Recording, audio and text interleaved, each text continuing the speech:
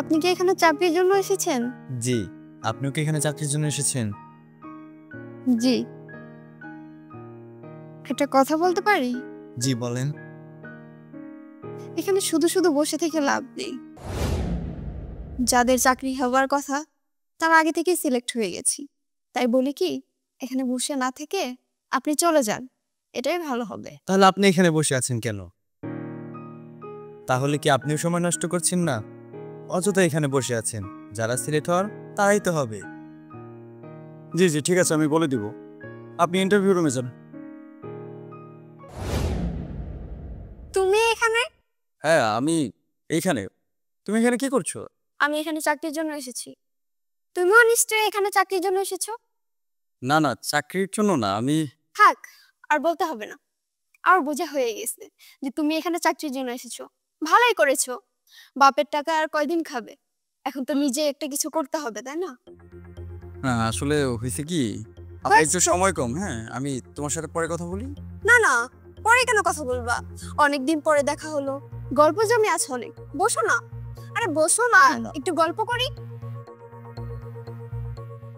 তারপর দিনকাল কেমন কাটছে? এখনো কি বাবার টাকাই চলছো? না মানে তুমি এইভাবে কেন বলছো? এভাবে মানে? তো কিভাবে বলবো, আমাকে বলো। আচ্ছা, আমি তোমার সাথে পরে কথা বলি, আমার খুব ইম্পর্টেন্ট কাজ আছে। আর না না, কোথায় যাবে তুমি? বসো না, একটু গল্প করি। তোমার জন্য না আমার খুবই আফসোস হচ্ছে। একই সাথে একই ভার্সিটি থেকে পড়াশোনা করলাম, আমরা পরীক্ষা দিলাম, অথচ তুমি পরীক্ষাটা দিলে না। আমি অবশ্য তখনই বুঝতে পেরেছিলাম যে তোমার ভবিষ্যৎটা অন্ধকার। সে যাই হোক, চাকরি পর্যন্ত এলে কি করে? গ্র্যাজুয়েশন কমপ্লিট না করলে কেউ কখনো চাকরি দেয়?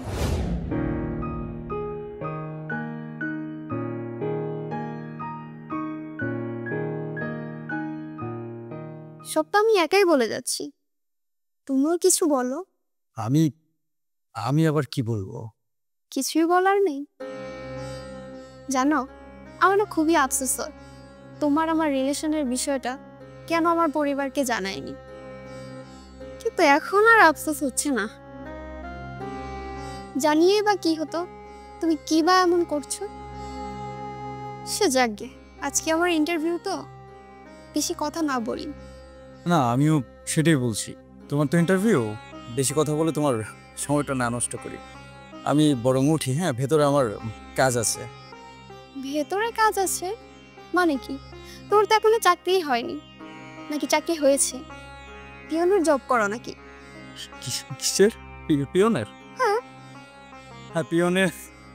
আসার কি আছে, আমি একদম নিশ্চিত যে তুমি পিয়নের চাকরি করো, কারণ তুমি তো পরীক্ষা দাওনি। তাহলে কি এমন চাকরি পাবে?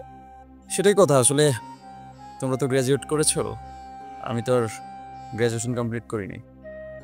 ঠিক আছে, আর কথা না বাড়ি, ভেতরে আসলেই দেখতে পাবে। ওকে, আমার কথাতে কিছু মনে করে না। কি অবস্থা? কি করছেন বসে বসে? এই তো বসে আছি। আপনি তো বললেন যে ভিতরে ইন্টারভিউ হবে। কই, এখানে তো স্যারকে দেখতে পাচ্ছি না। ও আচ্ছা, হ্যাঁ এতক্ষণে আপনার ইন্টারভিউ অবশ্য হয়ে যেত। ওখানে আমার একটা পুরোনো ফ্রেন্ডের সাথে দেখা হয়ে গেল, ওর সাথে কথা বলতে বলতে দেরি হয়ে গেছে আর কি। আমি এমডি স্যারের কথা বলছি, যিনি আমার ইন্টারভিউ নেবেন। ও আচ্ছা আচ্ছা, আপনি তাহলে এমডি স্যারের কথা বলছেন। তাহলে তো একদিক থেকে আপনি আমার কথাই বলছেন। তাহলে আপনি এমডি স্যার?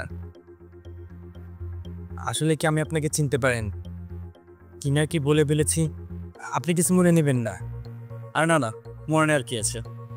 আর আপনি এমন কিছু বলেননি যেটা নিয়ে আমার খারাপ লাগবে। যাই হোক, পড়াশোনা কতদূর করেছেন? স্যার আমি গ্র্যাজুয়েশন কমপ্লিট করেছি। স্যার কিছু মনে না করলে একটা কথা বলতাম। জি বলুন। স্যার গত 6 মাসে আমি অনেকগুলো কোম্পানিতে সিভি জমা দিয়েছি, কিন্তু ঠিকমতো কেউ আমার ইন্টারভিউ নেয়নি। আমি যখন পড়াশোনা করেছি, অনেক শ্রম দিয়ে পড়াশোনা করেছি। স্যার আমার চাকরিটা যদি একবার হয়ে যায়, যে কোম্পানিতে হবে আমি তাদের জন্য সর্বোচ্চ পরিশ্রম করব। প্লিজ স্যার আমাকে এই সুযোগটা দিবে। শুধু তো পরিশ্রম করতে চাইলেই হবে না, দক্ষতা মেধাও থাকতে হবে। আসলে আপনি কতটা মেধার সাথে নিজের কোর্সগুলো কমপ্লিট করেছেন সেটাও আমাকে দেখতে হবে। আপনি আপনার ডকুমেন্টসগুলো দেন, আমি দেখছি। দেন আপনি যদি এলিজিবল হন, আপনি চাকরিটা পাবেন। আরেকটা কথা, ভয় পাবেন না। আমাদের কোম্পানিটা অন্যদের কোম্পানির মতো না। আমাদের এখানে চাকরি পেতে হলে মামা বা খালুর প্রয়োজন পড়ে না। যদি আপনি যোগ্য হন, আপনি একাই যথেষ্ট। বুঝতে পারলেন? জি স্যার, জি স্যার, থ্যাংক ইউ স্যার। না না, ঠিক আছে, আপনার ডকুমেন্টসগুলো দিন।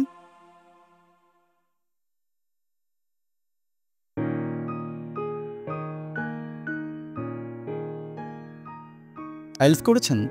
জি স্যার। গুড।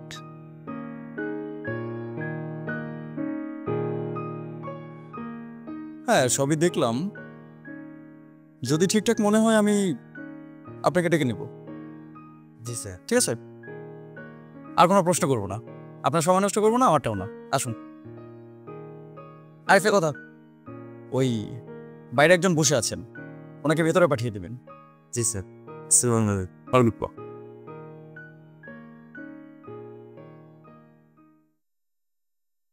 এই যে ম্যাডাম, আপনি ভিতরে যান, আপনার ইন্টারভিউ হবে। আপনার ইন্টারভিউ শেষ? জি। নিশ্চয়ই আপনার চাকরি হয় নাই। জি, আমি জানতাম আপনার চাকরি হবে না। আপনি ঠিকই বলেছেন। আরেকটা কথা, কিছুক্ষণ আগে এখানে একটা লোক আসছিল না, উনি তো এই অফিসে। কি? যাই হোক, কিছু না। আজব লোক তো। যাই হোক, আমাকে ভিতরে ডেকেছে, নিশ্চয়ই আমার চাকরিটা হবে। জি জি, ঠিক আছে, ঠিক আছে, সমস্যা নেই, আপনি পাঠিয়ে দিন, আমি দেখছি কি করা যায়। আসসালামু আলাইকুম স্যার। ওয়ালাইকুম আসসালাম, বসুন। ঠিক আছে।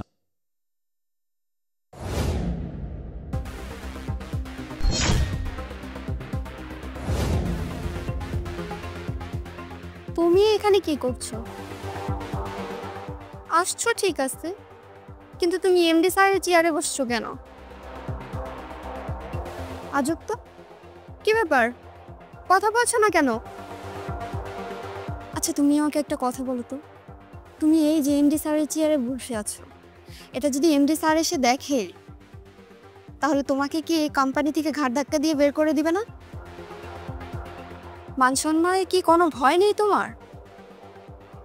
আসলে তোমাকে যখন আমি এই কোম্পানিতে প্রথমবার দেখেছি, তখনই আমার সন্দেহ হয়েছে। এক মিনিট, তুমি কি এই কোম্পানিতে চাকরি করো নাকি চুরি করতে এসেছো? সত্যি করে বলবা। তোমাকে দেখে তো আমার সুবিধা মনে হচ্ছে না। আমার মনে হচ্ছে কি জানো, তুমি এক্ষুনি চুরি করে পালিয়ে যাবা। বাহ বাহ বাহ বাহ, বেহায়া নির্লজ্জের মতো হেসে যাচ্ছ। লজ্জা শরম বলতে কি কিচ্ছু নেই?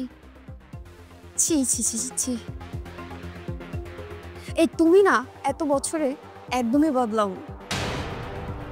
মনে আছে তোমার সাথে যখন আমার রিলেশন হলো, তখনও তুমি এরকমই ছ্যাঁচড়া ছিলা। আর তুমি ছ্যাঁচড়া ছিলা বলেই আমার ফ্যামিলির সাথে তোমাকে আমি পরিচয় করিয়ে দেইনি। তখন আমি ভালোই করেছিলাম যে তোমাকে আমার ফ্যামিলির সাথে পরিচয় করিয়ে দেইনি। যদি দিতাম তাহলে তো আমার লজ্জায় মরে যেতে হতো। আর এক মিনিট, তোমার সাথে কেন আমি এত কথা বলছি? আর তুমি এক্ষুনি এই চেয়ার থেকে ওঠো, ওঠো বলছি, ওঠো। তা না হলে কিন্তু আমি চিৎকার চেঁচামেচি করে এই অফিসে যত লোক আছে সব ডেকে এনে তোমাকে আমি ঘাড় ধাক্কা দিয়ে বের করে দিব। না মানে, আমাকে একটা কথা বলো তো, তোমার আসলে সমস্যাটা কোথায়? এই কোম্পানিতে তোমাকে আমি যতক্ষণ ধরে দেখেছি, সে প্রথম থেকে তুমি আমার সাথে খারাপ ব্যবহার করে যাচ্ছ। কেন করছো সেটা আমি বুঝতে পারছি না। ইভেন আমি কিন্তু তোমার সাথে খারাপভাবে একটা কথাও বলিনি। মানলাম তোমার সাথে আমার একটা সম্পর্ক ছিল একটা সময়, কিন্তু সেই সম্পর্কটা কিন্তু এমনভাবে শেষ হয়নি যেটার কারণে তুমি আমার উপরে জেদ বা রাগ পুষে রেখেছ।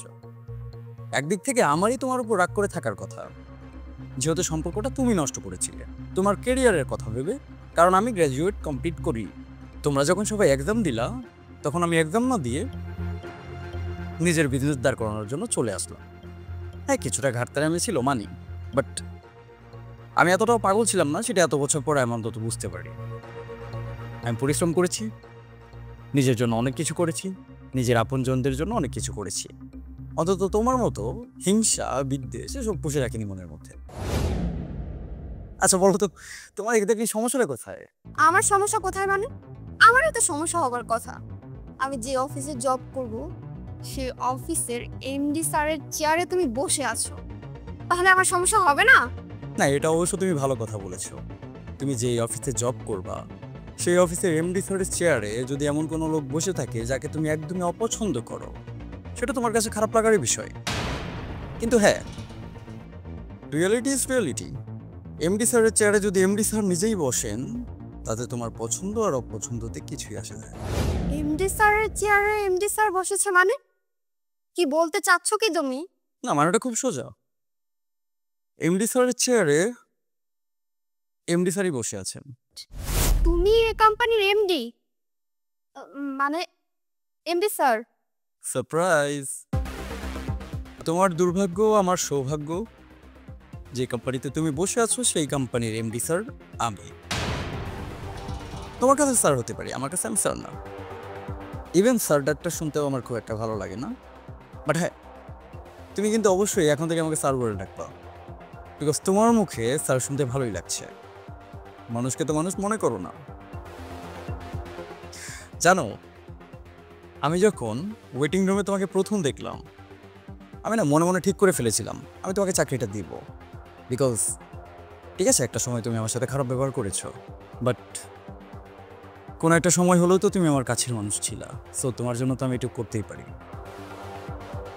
কিন্তু তুমি এমন মন মানসিকতার পরিচয় দিলা, কি বলবো বুঝতে পারছি না।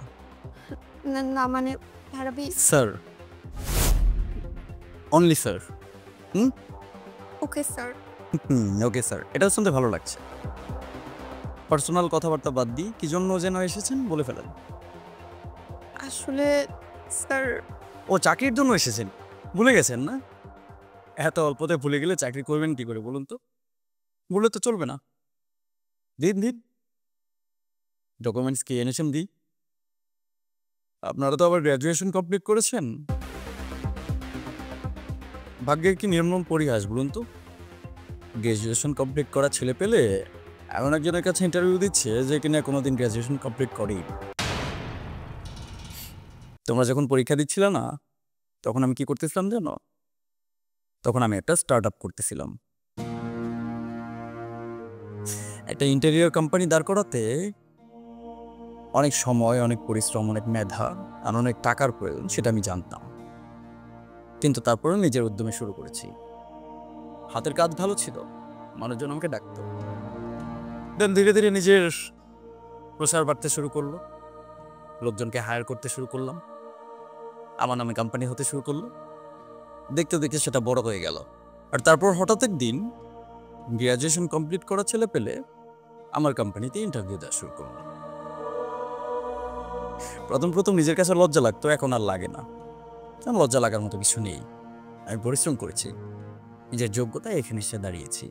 আমি বিশ্বাস করি সেই প্রত্যেকটা মানুষ যারা নিজের জন্য কাজ করে তারা কোনো না কোনো দিন তো সফল হবেই। কি কিছু বুঝতে পারলেন? জি স্যার। শুনতে পারিনি? জি স্যার। জি স্যার। জি স্যার, ফাইন। ওকে।